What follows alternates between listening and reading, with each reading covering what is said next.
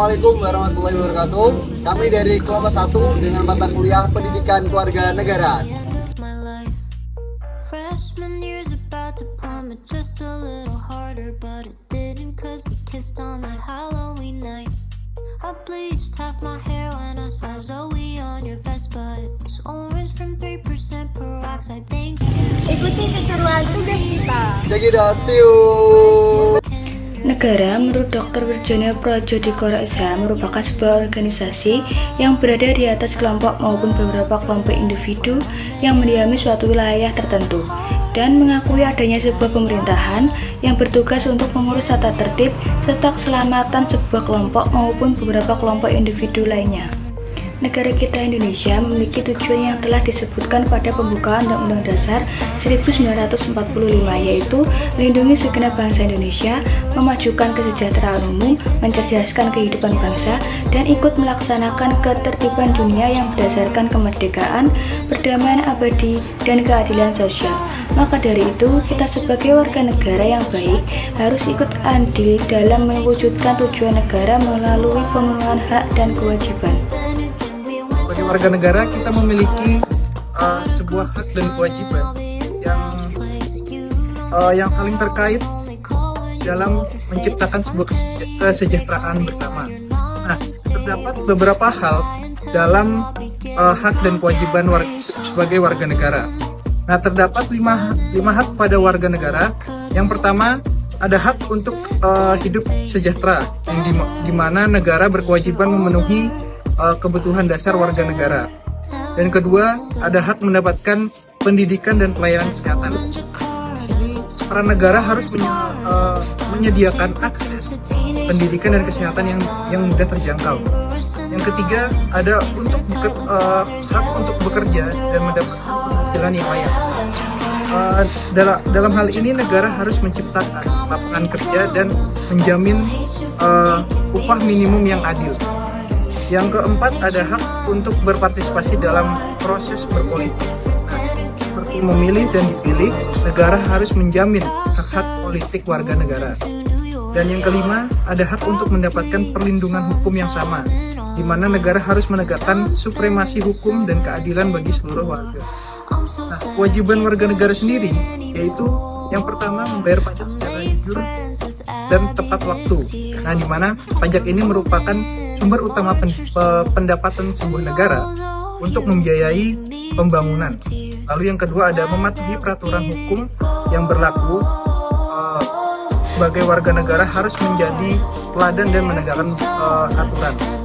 Dan yang ketiga, ada berpartisipasi aktif dalam pembangunan dan pengawasan pemerintah, di mana warga harus terlibat dalam proses pengambilan keputusan. Yang keempat, ada menjaga persatuan dan kesatuan bangsa, di mana warga negara harus saling menghormati perbedaan dan menjaga kerukunan. Dan yang terakhir, kelima, ada melaksanakan bela negara sesuai kemampuan. Warga negara harus siap membela kedaulatan dan keamanan negara. Nah, dengan memenuhi hak dan kewajiban secara seimbang, warga, negara, dan pemerintah dapat bekerja sama menciptakan sebuah kesejahteraan bersama bagi seluruh rakyat. Nah, semua hak dan kewajiban ini telah diatur oleh undang-undang dalam pasal 31. Selanjutnya, mari kita tanyakan kepada Sivitas Universitas Jember tentang hak dan kewajiban yang telah mereka lakukan dan dapatkan terkait dengan dalam pasal 31 tersebut. Oke, kalau boleh tahu ini dari Mbak siapa dan dari mana? Oke, kenali, nama aku Melia Silalahi. Aku dari mahasiswa penilaian pertanian Fakultas Pertanian Universitas Jember. Perkenalkan, nama saya Regan Julinus Sebastian dari Fakultas Pertanian. Perkenalkan, saya Mega dari Fakultas Teknik. Oh ya Mbak, kalau boleh tahu, apa yang Mbak ketahui tentang hak dan kewajiban sebagai warga negara Indonesia? Oke, sebenarnya hak dan kewajiban ini merupakan satu kesatuan dalam suatu kewarganegaraan.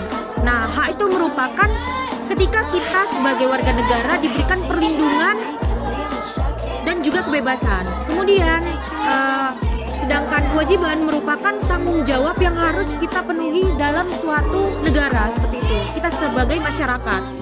Hak itu sesuatu yang kita dapat setelah melakukan kewajiban. Kewajiban sendiri itu sesuatu yang kita lakukan dan wajib dilakukan, harus dilakukan. Apakah Anda merasa sudah melakukan kewajiban sebagai warga negara? Saya sudah.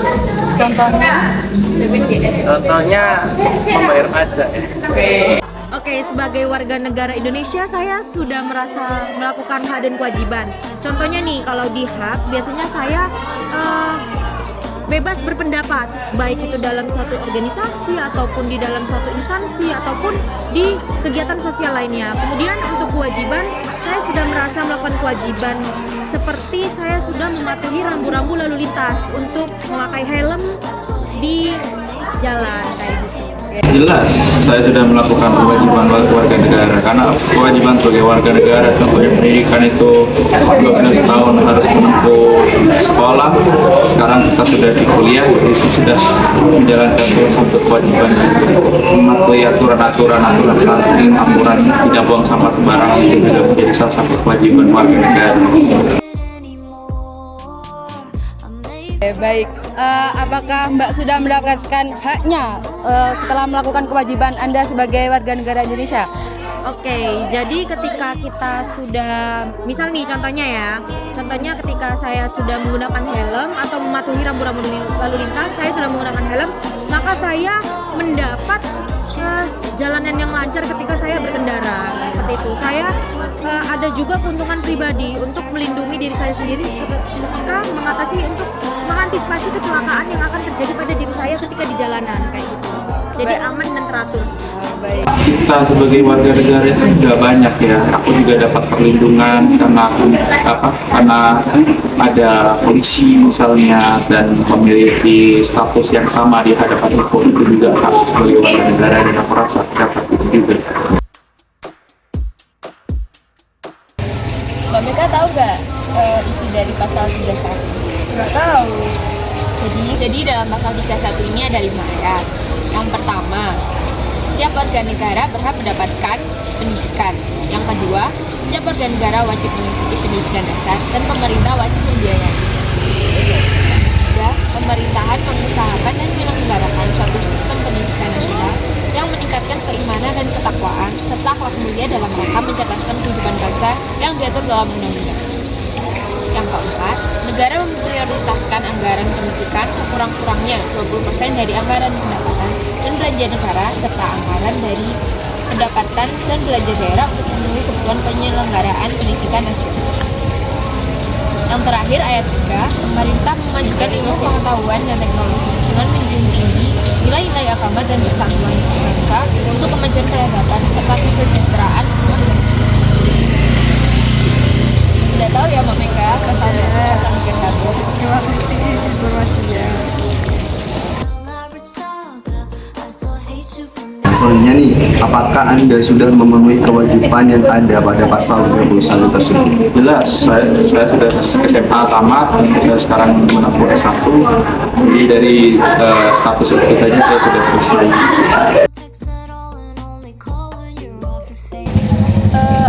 Menurut Mbak Meka, apakah Mbak Meka bisa mendapatkan hak tentang pasal 31 tersebut setelah melakukan kewajiban?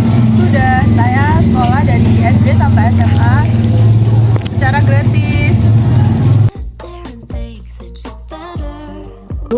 Apakah menurut Anda hak dan kewajiban pada pasal 31 sudah terrealisasikan dengan baik pada masyarakat Indonesia?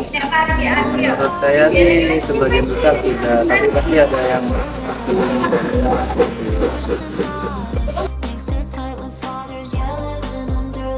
Apa pendapat Anda tentang anak-anak yang berhenti sekolah demi mencukupi kebutuhan sehari-hari dengan bekerja? Ya itu kan sebenarnya kontrari juga dengan Undang-Undang Dasar, karena di Undang-Undang Dasar kan itu bisa dilihat fakir miskin dipelihara oleh negara, itu pemerintah tidak menjalankan di Undang-Undang Dasar itu. Dan kalau mau ngomongkan ekonomi itu melihat situasi seperti itu juga struktural. Jadi karena Indonesia itu tidak mempunyai SDM yang memenuhi, lalu di sisi lain kekuatan ekonomi Indonesia itu juga tidak kuat. Itu faktor kombo lah mengapa banyak orang Indonesia yang putus sekolah atau tidak melanjutkan sekolah begitu. I'm glad that we gave it a go. Menurut Mbak Mega, pemerintah kan sudah menyediakan solusi berupa KIP kan? Iya. Nah itu menurut Mbak Mega efektif nggak? Kalau menurutku sendiri ya, KIP itu efektifnya efektif, tapi untuk cakupan yang dilingkupi sama KIP itu agak kurang. Soalnya banyak kayak sistem manipulasi juga, dan yang memanipulasi data itu kebanyakan dapat KIP. Jadi yang seharusnya tidak berhak mendapat KIP itu dapat KIP. Apakah solusi yang dapat Anda berikan terkait dengan permasalahan tersebut? Ya, permasalahan itu kan namanya struktural ya, jadi semua orang harus terlibat di situ. Namanya struktural, kalau tidak dirubah secara struktural, strukturnya tidak bisa berubah. Jadi menurutku perubahan harus dilakukan dari setiap segi masyarakat ya, baik dari masyarakat, akademisi ataupun dari pemerintah sendiri. Jadi pemerintah harus memberi hak kewajiban pendidikan itu, terus masyarakat itu juga harus sadar bahwa pendidikan itu jauh lebih penting, pendidikan utama. Pihak-pihak akademisi juga harusnya dengan tridharma perguruan tinggi itu melayani, membantu masyarakat. Itu juga harus dilaksanakan seperti itu. Jadi perubahannya itu keseluruhan, tidak hanya satu saja yang berubah. Pemerintah yang tidak cukup, masyarakat juga tidak cukup. Baik, kesimpulannya dari wawancara tadi, banyak beberapa sivitas dari Universitas Jember yang paham tentang pasal 31 dan sudah mulai melaksanakannya. Baik, terima kasih. Sekian dari kelompok kami. Terima kasih. See you.